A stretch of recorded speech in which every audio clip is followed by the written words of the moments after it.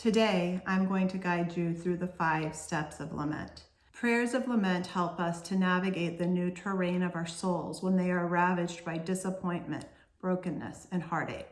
Because sometimes those weary and sorrowful hearts of ours can leave us feeling stranded on the other side of the river, separated from the good gifts of the Advent season or the good gifts of life in general.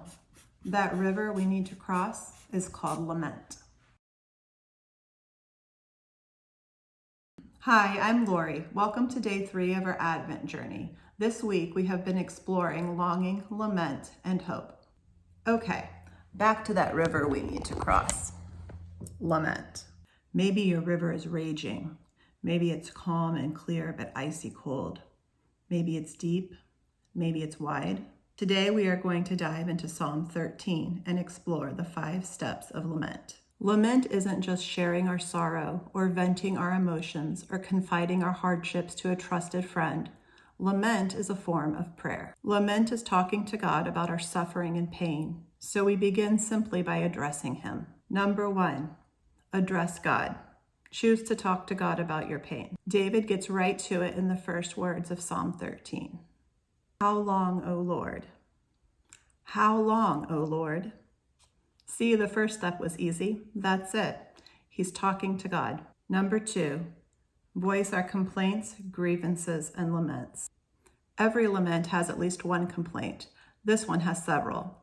Picking up in verse 1 and through verse 2, Psalm 13 says, Will you forget me forever? How long will you hide your face from me? How long shall I take counsel in my soul, having sorrow in my heart daily? How long will my enemy be exalted over me?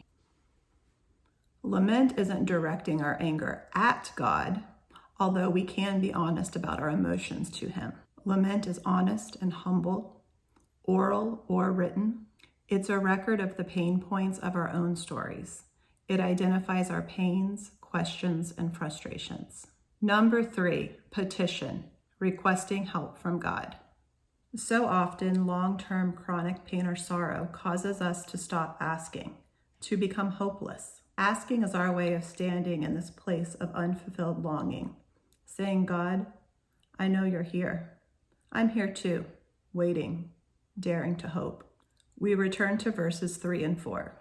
Consider and hear me, O Lord my God. Enlighten my eyes, lest I sleep the sleep of death, lest my enemies say, I have prevailed against him, lest those who trouble me rejoice when I am moved. Which leads us to step 4, an expression of trust. Entering into this place of raw honesty and faith is putting our trust in God, in His ways, in His plans. Verse 5 continues, But I have trusted in your mercy. My heart shall rejoice in your salvation. After we have exhausted our complaints to God, and we see that His love has not been exhausted towards us, it reminds us that we can and should trust Him. The purpose of lament is to renew our trust in God. Lament connects our present circumstances with a God who is beyond time through prayer. And so when in this practice we realize that the miracle of prayer, the miracle of direct access to God, is made possible because Jesus also waded across the river of lament. When we see God entering into the waters of chaos, whether He's parting the Red Sea or the Jordan River, or whether He's walking upon the face of the waters themselves, when we see He's there in only ways He can be there, this leads us into the final step of lament, praise and worship. The final verse of Psalm 13, I will sing to the Lord because He has dealt bountifully with me. Lament allows us to praise because it gives us a larger perspective of our circumstances. Even if we're still in the middle of these circumstances, our perspective has been expanded. When we cross the river of lament, we can see that there is an end, not only to our pain, but to all pain. And God will wipe away every tear from their eyes. There shall be no more death, nor sorrow, nor crying.